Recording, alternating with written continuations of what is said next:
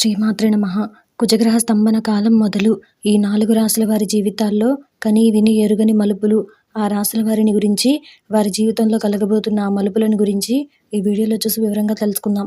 అంతకంటే ముందు ఈ వీడియో కనుక మీకు నచ్చినట్టయితే లైక్ చేయండి, షేర్ చేయండి. అలాగే మరెన్నో ఆధ్యాత్మిక విషయాల కోసం మన ఛానల్ని సబ్స్క్రైబ్ చేసుకోండి. ఇక విషయంలోకి వెళ్తే, ఈ ఏడాది ఆగస్టు 10న వృషభ రాశిలో ప్రవేశించిన కుజగ్రహం అక్టోబర్ 15 వరకు అదే రాశిలో సంచరిస్తుంది. సాధారణంగా ఒక రాశిలో 45 రోజులు మాత్రమే ఉండే కుజుడు ఈసారి ఏకంగా 65 రోజులు ఉండటం వల్ల దీన్ని జ్యోతిష్య శాస్త్ర పండితులు కుజస్తంభనగా వ్యవహరిస్తున్నారు. కుజుడు అక్టోబర్ 16న మిథున రాశికి వెళ్ళి ఆ తర్వాత అక్టోబర్ 31 తర్వాత వక్రించి మళ్ళీ వృషభ రాశిలోకి ప్రవేశిస్తున్నాడు. ఆ తర్వాత మళ్ళీ అక్కడ స్తంభించి మార్చి 16 తర్వాత మిథునంలోకి ప్రవేశిస్తాడు. అంటే మొత్తం మీద కుజుడు వృషభ రాశిలో ఏకంగా 215 రోజుల వరకు ఉండబోతున్నాడన్నమాట. కుజగ్రహ సంచారానికి సంబంధించినంత వరకు ఇది ఒక అసాధారణమైన విషయం. ఇంత దీర్ఘకాలం కుజుడు వృషభ రాశిలో ప్రవేశించడం వల్ల దీని ప్రభావం వివిధ రాశుల మీద చిత్ర విచిత్రమైన ప్రభావాన్ని చూపిస్తుంది. ముఖ్యంగా జీవితంలో కని విని ఎరుగని పరిణామాలు, మలుపులు, మార్పులు తీసుకువస్తుంది. ఈ కుజగ్రహ సంచారం వల్ల కర్కాటకం, ధనుస్సు, మీన రాశులు అత్యధికంగా ప్రయోజనం పొందబోతున్నారు. ఆ రాశుల వారిని గురించి ఇక్కడ వివరంగా తెలుసుకుందాం. అందులో మొదటిగా కర్కాటక రాశి. జీవితంలో పురోగతికి, సంపదకు, ఆరోగ్యానికి సంబంధించిన లాభస్థానంలో కుజగ్రహం సంచరిస్తున్నందువల్ల మీ కలలన్నీ సాకారం అవడానికి అవకాశం ఉంది. ఆర్థిక, ఆరోగ్య పరిస్థితులు బాగా సానుకూల పడతాయి. ఈ ఏడాదంతా అనుకూల ఫలితాలతో సాగిపోతుంది. జాతక చక్రం పరిస్థితి కూడా సరిగా ఉంటే ఆకస్మిక ధనలాభానికి అవకాశం ఉంది. ఇతరుల విషయాలకు దూరంగా ఉండడం మంచిది. సమస్యలను ఎదుర్కొనే సహనం, ఓర్పు అలవర్చుకుంటారు. ఇక కుమారుడికి గాని, కుమార్తెకు గాని విదేశీ కంపెనీలలో మంచి ఉద్యోగం లభించవచ్చు. కర్కాటక రాశి వారి పిల్లలు చదువుల్లో కూడా పురోగతి సాధిస్తారు. సమాజంలో పలుకుబడి కలిగిన వారితో పరిచయాలు ఏర్పడతాయి. సామాజిక హోదా పెరుగుతుంది. ఆరోగ్యానికి, ఆదాయానికి తిరుగులేదు.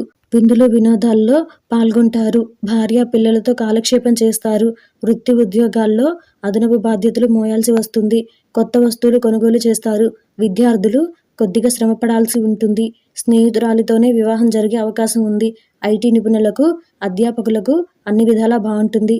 అందులో రెండవది ధనుసు రాశి. ఈ రాశి వారికి 6వ స్థానంలో కుజుడు స్తంభించడం వల్ల జీవితం, ఉద్యోగ, ఆర్థిక, విద్యాపరంగా చక్కని మలుపులు తిరుగుతుందని చెప్పవచ్చు.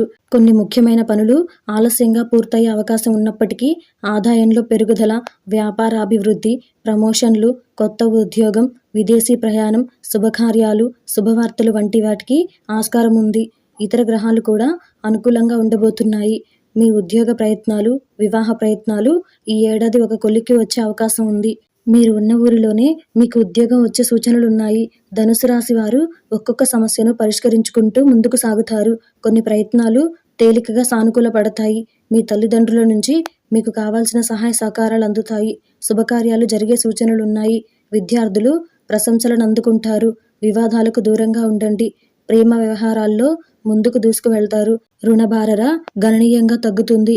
రియల్ ఎస్టేట్ వారికి, బ్యాంకర్లకు సమయం బాగుంది. కోర్టు కేసులు కూడా అనుకూలంగా పరిష్కారం అవుతాయి. అందులో మూడవది మీనరాశి. కుజస్తంభన వల్ల అత్యధికంగా లబ్ధి పొందే రాశుల్లో మీ రాశి అగ్రస్థానంలో ఉందని చెప్పవచ్చు. ఈ రాశి వారికి 3వ రాశిలో కుజుడు సంచరించటం వల్ల ఉద్యోగ, ఆర్థిక విజయాలు అనేకం చోటు చేసుకుంటాయి. చాలా కాలంగా పీడిస్తున్న ఆర్థిక సమస్యల నుంచి ఉపశమనం కలుగుతుంది. ఉద్యోగపరమైన చిక్కులు విడిపోతాయి. కొత్త ఆఫర్స్ వస్తాయి. ప్రమోషన్లు, ఇంక్రిమెంట్లు వరిస్తాయి. ముఖ్యంగా ఆదాయం బాగా పెరుగుతుంది. ఆర్థికంగా స్థిరత్వం లభిస్తుంది. ఆస్తులు కొనే ఆలోచన కూడా చేస్తారు.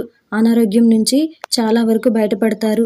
మీనరాశి వారికి పలుకుబడి గల వారితో పరిచయాలు, శుభకార్యాలు, శుభవార్తలు వంటివి అనుభవానికి వస్తాయి. పెండింగ్ పనుల్లో చాలా భాగం పూర్తవుతాయి.